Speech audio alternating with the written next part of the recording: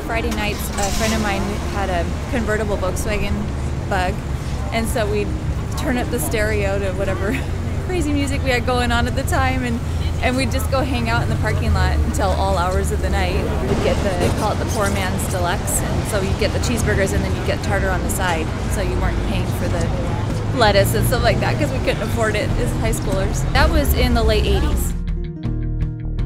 Me and my two other brothers, my mom and dad, we'd pull up front with the Galaxy 500 and just eat at Dick's. That was just the thing we did.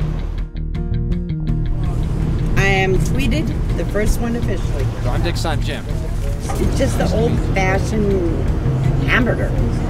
I can remember as far back as ever my dad taking me up there in the hot rods for little cruising nights. Yeah, I see 2 school buses over there. I love the smell. You know, you'd open it up, and you'd put it up here, and you'd... We're opening at 3 o'clock. We're hoping for a lot of people showing up. I think it's exciting for everyone involved in the company, especially people who, you know, just started here. This is opening up a lot of jobs in the area for especially young people.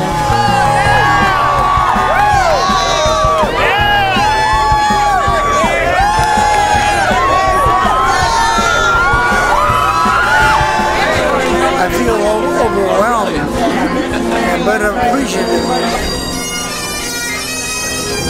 I don't know where the time has gone, actually, but I'm appreciative of every year.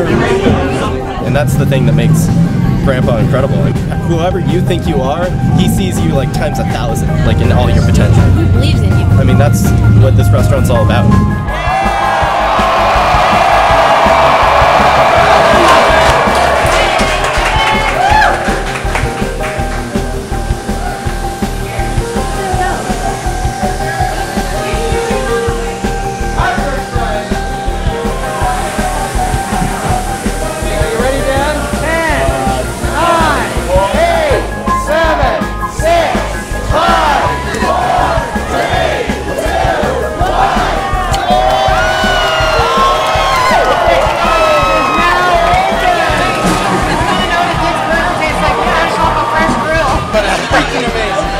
It's very good. And it was a tradition when I was in high school up the street at Edmonds for us to all jump in the car after the football game and go to Holman Road and have a Dick's Burger.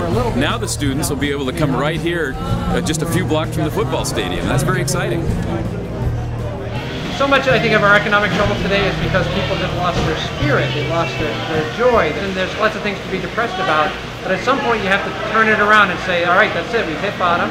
We're now going to grow, we're going to get better, we're going to do more things. And when one person does it, you have a small impact. But when a whole community does it, it can be extremely powerful.